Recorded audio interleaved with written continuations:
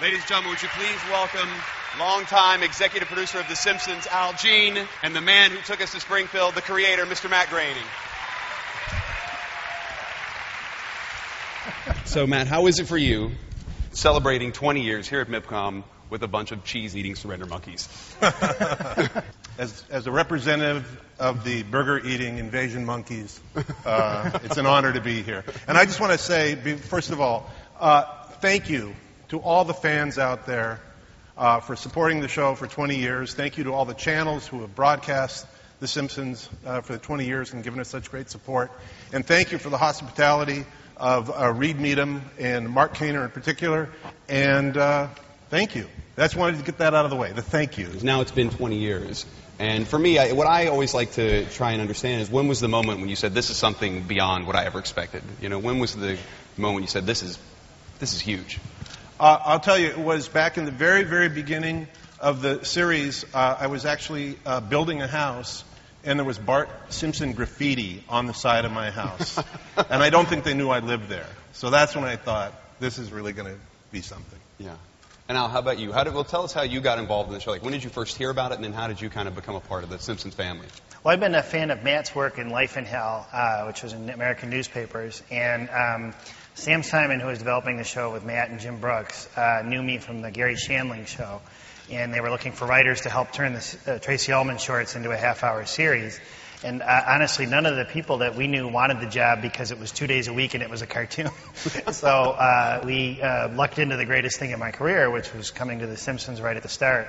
Why do you think the show's been on so long? Why has it been such a success? 20 years. I think there's a few things. I think the way the show was conceived by Matt, it's just incredibly diverse. Like, no matter who you are, there's a character you can relate to. If you're smart, it's Lisa. If you're perverted, it's Mo. And on the other hand, the fact that the characters don't age is key, because if Bart was now 30 years old, wearing short pants and living in his parents' house, it would be pretty pathetic. Or I guess he'd be Italian. But... And we do. We work really hard. We know that the show is so important to so many people, and we don't want to let them down. Except the Italians. Except the Italians. We're in France, right? Yeah. Okay. Now, what I love about the show, one of the things that I love about the show, there's so many, but the one is that everybody's fair game. Is there ever an issue or a topic that you said we can't talk about X, or do you guys go after everything? Pretty much no. I mean, Rupert Murdoch played himself on the show as the head of an army of evil robots. You know, there's certain issues that would just be too insensitive, things that are just too tragic, I think, to make fun of. But we've had a pretty wide run. Yeah. We try to make jokes in the room, in the writer's room, then if they make everybody go, oh, then we don't put them on the air. Right. Yeah. That's the test. That's the litmus test. Yes. Yeah. Has there been things that have gotten almost up to air and then you pulled it last minute? Well, there are things that are weird that the censors will do. Like, we just had a show where Bart put liquor in the teacher's coffee, and she got drunk, and there's a school headline that says, "Teacher reveals size of principal's penis." Except the network said that that's unacceptable, and we said, what is acceptable? They said, if you said principal's wang, that would be... So I was like, okay. Let me write that down. And one time, penis, no. One time Homer hid a shotgun in Maggie's crib. Yeah. And the fox said, well... I'm from West Virginia. That's where everybody hides the shotguns. Yeah. They said, as long as Maggie's not in the crib. That's amazing. It's so different then. Yes. Shotgun, crib, no. Yeah. When I look at the show, what I think is amazing, because some people may not know this, is that you guys have complete creative control. Like, they literally, when you guys made the deal with Fox, you said the only way we're going to make the show is we get to do whatever we want. And they said yes, which would never happen today. It was right at the beginning of the network, yeah. Yeah, it was the beginning of the Fox network. They were willing to try all sorts of crazy things, and I think they just didn't pay attention to animation at the time. At the time, there were no other primetime animated series on the air, and so they didn't even know what to look at. You know, so they let us get away with whatever we wanted. And I think the reason why they leave us alone is because the ratings are so good. Futurama's on the air. Your show also made it possible for countless other people to have careers in animation on television. Well, what I like about what's going on in animation these days, and the difference between 20 years ago and now, is that television is full of shows that don't look like any other shows. Yeah. You know, that they've got a definite visual look, and they're shows that are aimed at adults, and they're shows that are aimed at kids and families, and the fact that that we were at the beginning of it. I get to say, we did it. I think we helped. I think something like South Park might have found its own way and been its own hit, but great. I mean, I love animation, so I'm really thrilled. And, there's a concurrent boom in features that started at the same time with The Little Mermaid. So I love animation, and this is its golden age, I think. And I think that we were actually responsible for the success of Snow White and Pinocchio. Absolutely. Walt Disney would have been nothing without you guys. I tell that to people all the time. When you were on Tracy Ullman, explain how you had the idea that if you wanted to get people's attention, you had to have things that would be... On the Tracy Ullman show back in 1987, when it started, they told me that I would have 2 minutes per week to do some animation.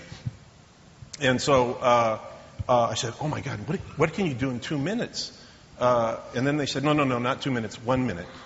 And I said, oh no, what can I do in 1 minute? And they said, well, no, not 1 minute. 15 seconds. 15 seconds 4 times in the show. And so I just thought there's no way. And then I thought, well, maybe. Let's see what I can do. And it seemed to me the solution to that problem was to do physical mayhem, that people would remember, like a TV commercial. And so that's why all the physical gags with Homer strangling Bart happened back then. And that's where it started, because we had no time to stretch out and explore character or nuance or any of that other stuff. And what was great about that was you found out very quickly how much information you can get across in animation. 15 seconds seems like a very short amount of time, but it's amazing what you can get in it. And that's what, for me, it was a great learning experience. And then when we were able to take those little short cartoons to series, it seems like we'd already had 3 years of practice. As a series, Al came on board and added his own touch, and he's very modest about his career, but he wrote for Johnny Carson and all these other sitcoms, and he brought his own background and experience. In fact, I think that the success of the show has to do with the fact that it's a collaborative effort of amazing writers, amazing animators, and great voice actors. And it's a relief when the show gets translated into different languages that it's out of our control. But sometimes we get great actors like the French Marge and Homer, Veronique and Philippe, who I just spent some time with today. They do a fantastic job, and they capture the feeling and the nuance of the original show, but they make it their own, and that's great. To the magic of hologram technology, I'm actually in beautiful downtown Springfield, while you losers are in the south of France. But I am glad to be here. As we all know, MIPCOM has plagued mankind for ages, but we've never been closer to a cure. Homer, MIPCOM isn't a disease. It's a trade convention. Oh, you're having a big fancy convention? That seems kind of insensitive in this economy. Anywho, my whole family says hi, especially Marge. She's my Carla Bruni, except she hasn't been with Mick Jagger, that I know of. Then there's my kids. Lisa's well-behaved like Switzerland, Maggie's small and quiet like Luxembourg, and Bart is a dangerous rogue like North Korea. Now I better go, because every second of this is costing Rupert Murdoch $5 million, or in your terms, about €100. Au revoir. Ladies and gentlemen, let's have a nice round of applause for Matt Groening and Al Jean. I don't think we can top this. I'd like to thank Beatwax for the great hologram. Thank you all. Thanks, Al.